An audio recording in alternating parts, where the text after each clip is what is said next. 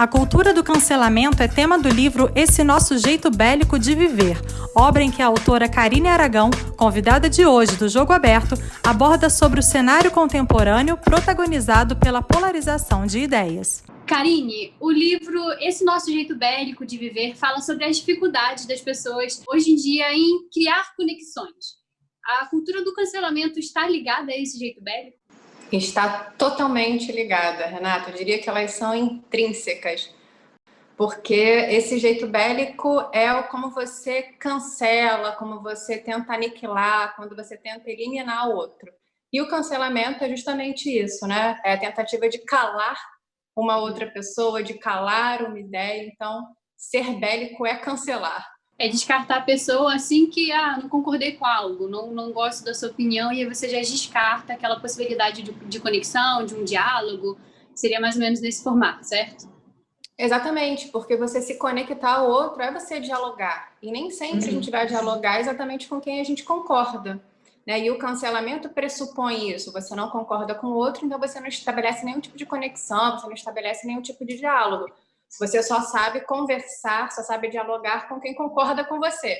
Se a pessoa discorda, como o livro vai dizer, se a pessoa discorda, ela é uma inimiga logo de cara. E você acredita que a cultura do cancelamento, essa forma de excluir, de descartar, você acredita que as pessoas hoje em dia, na sociedade contemporânea, ela traz isso dentro dela já?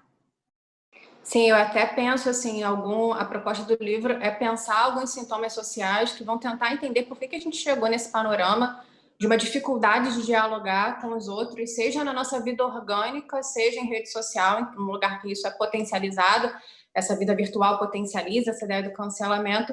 E entre esses sintomas, eu penso muito numa questão relacionada ao nosso narcisismo, né? Aquela nosso desejo de falar, falar, falar e ouvir nada, e ouvir zero, a nossa perda da capacidade de escuta. Isso tem muito a ver com a ideia do cancelamento. Penso nesse narcisismo também como aquela pessoa que se coloca na rede social, se coloca em vida, como é que tem que saber tudo. Então, você se colocar na posição de quem tem que aprender. Parece que você é menor e ninguém quer ser menor, né? Que todo mundo está em cima no primeiro lugar do pódio. Então, você não se permite estar errado, não se permite duvidar, e um mundo cheio de certezas é um mundo alienado, é um mundo fraco, né? O bom é quando a gente conserva a dúvida e se coloca para aprender, né? Para aprender com outros, se coloca numa postura mais humilde e receptiva. Então, o narcisismo, por exemplo, é um dos sintomas, né? Agregado nessa ideia de seguir nas ondas de indignação, que a gente também faz muito isso, né? A gente vai aquele comportamento de manada. Você vai embora, a gente se divide, né? Em polos, a gente fala muito isso, que a nossa contemporaneidade é polarizada, né? E o que é polarizada? É o grupo A como o grupo B, né? Versus o grupo B. E aí esses grupos assumem determinadas identidades, assumem determinados pressupostos, e as pessoas que estão dentro desse grupo muitas vezes nem refletem sobre o que elas estão falando. Elas simplesmente vão nessas ondas de indignação, obedecendo ao que a gente chama de engenharia do caos, né? Essa movimentação, esse engajamento que se dá por você ser bélico. Quanto mais bélico você for, mais engajamento você consegue. Essa é a lógica das redes sociais. Mais buzz você gera para a população, para as redes sociais, e as pessoas ficam falando sobre aquele assunto ali. Por que você acredita que chegamos a esse ponto? Qual seria os aspectos que fizeram a sociedade chegar onde a gente está agora? Então, um desses aspectos é a questão do narcisismo, que é estimulado pelas redes sociais. E perceba que eu não estou em nenhum momento culpando as redes sociais, porque eu vou daquele princípio que as redes sociais, elas simplesmente são um mecanismo, né? Até falo muito isso. A cultura do cancelamento, ela exige indivíduos que cancelem. Então, a gente está falando dos nossos comportamentos em rede social, o que a gente tem tornado a rede social, né? Quando a gente fala do Instagram, por exemplo, existe uma premissa que diz que o Instagram é a rede mais tóxica. Mas o Instagram só vai ser tóxico se a gente torná-lo tóxico, né? Tem esse pressuposto. Então, assim, quando eu digo que as redes sociais fomentam isso, é porque nas redes sociais a gente busca reconhecimento, né? A gente busca reconhecimento, ou como a gente diz hoje numa linguagem mais popular, você busca biscoito, né? Muita gente fala isso. Você vai buscar buscar reconhecimento nas redes sociais. E quando você percebe que você tem esse reconhecimento muito engatilhado por esse discurso bélico, e aí eu estou falando muito de Twitter, tá?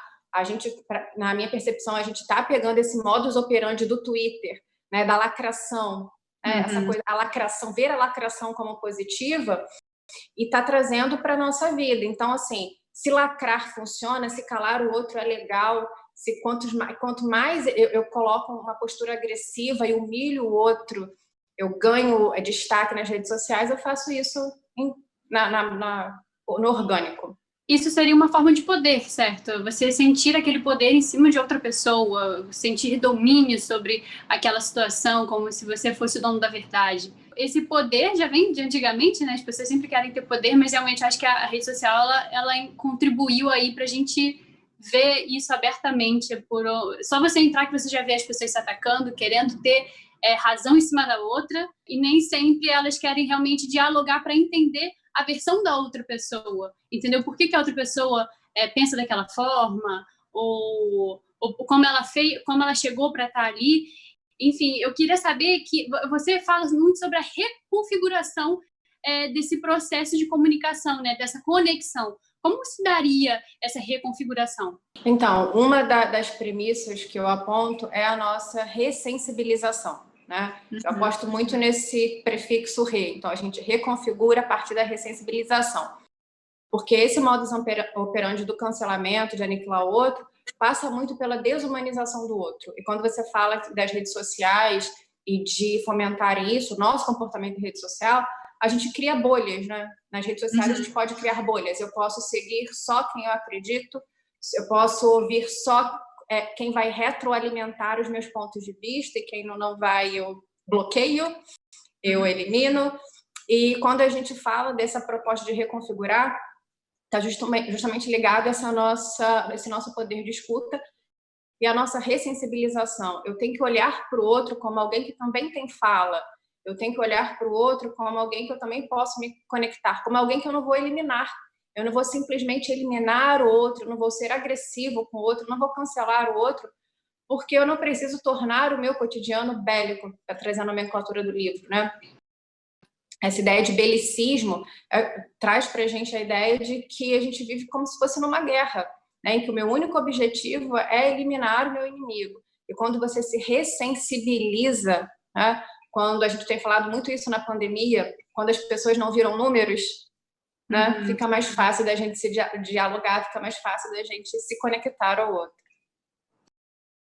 Como você acredita que essa ressensibilização da sociedade poderia acontecer através... No caso, a pandemia foi um pequeno exemplo aí da gente ver que as pessoas estão se importando um pouco mais uns com os outros, e até em questão de compras na internet, agora no caso está sendo pela internet, mas você vê que algumas lojas elas estão preocupadas em mostrar questões sociais, né, querendo se envolver nesses casos, nessas transformações sociais.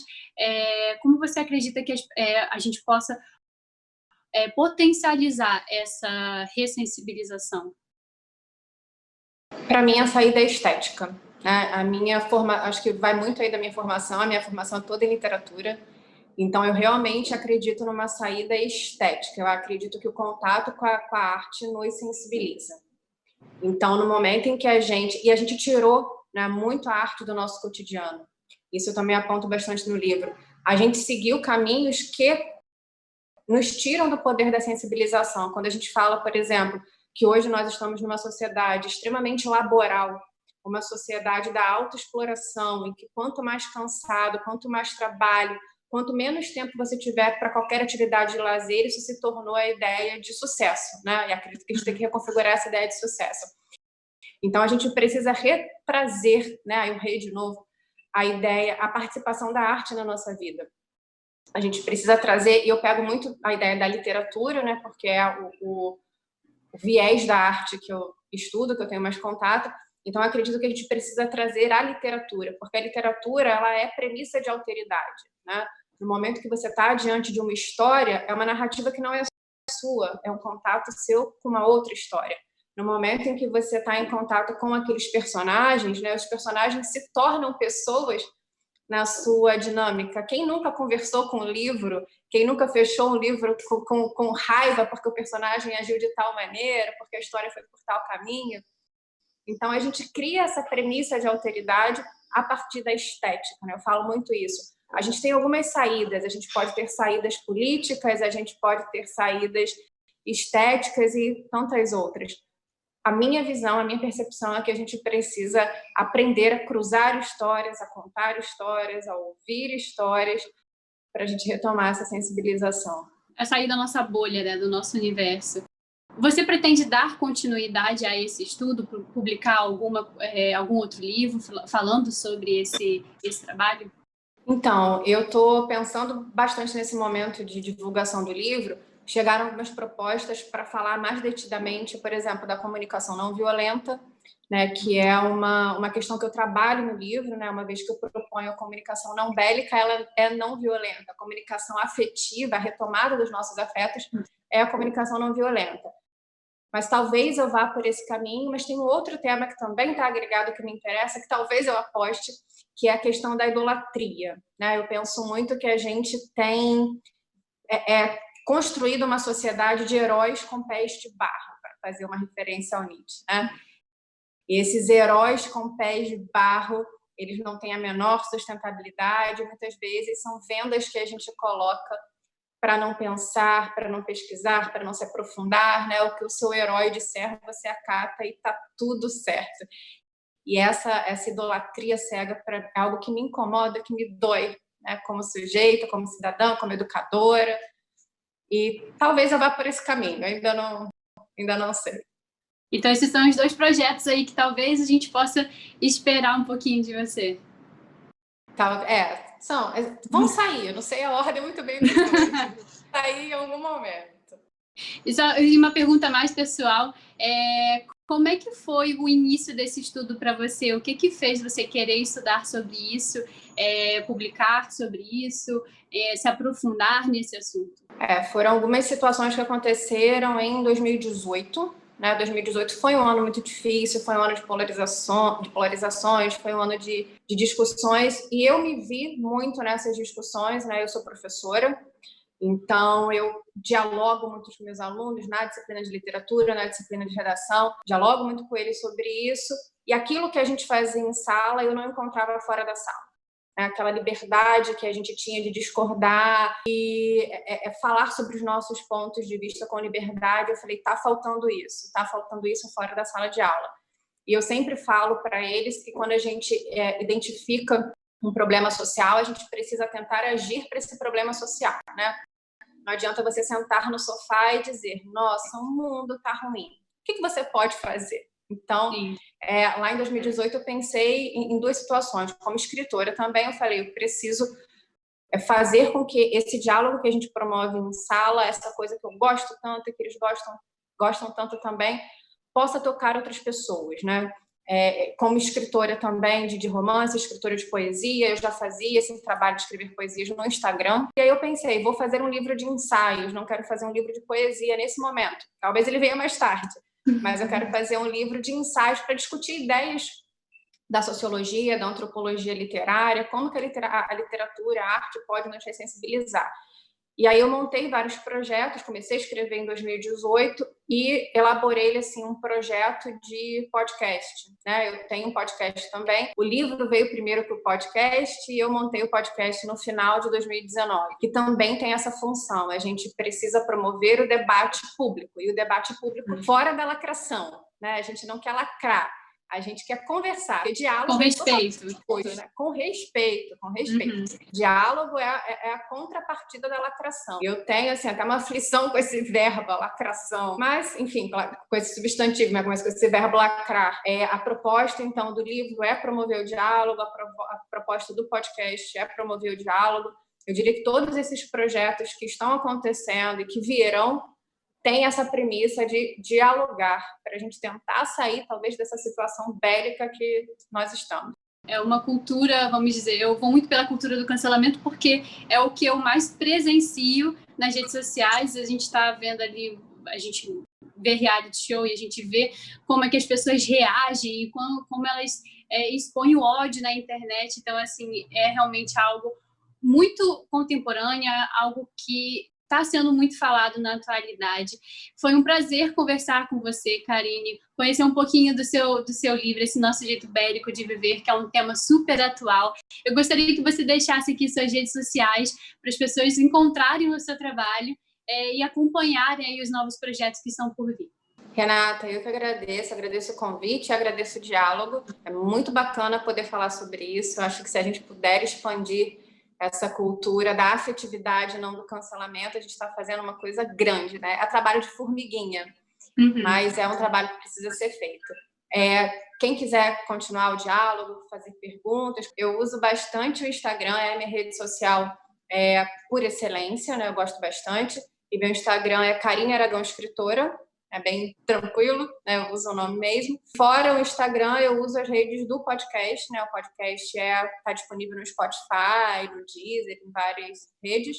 E tem o Instagram do podcast também, que é o NML Podcast, né? O Nadando na Modernidade Líquida. Karine, muito obrigada pela sua participação novamente. Pessoal, esse foi o nosso Jogo Aberto de hoje, falando sobre o livro Esse Nosso Jeito Bélico de Viver. Eu espero vocês na próxima edição.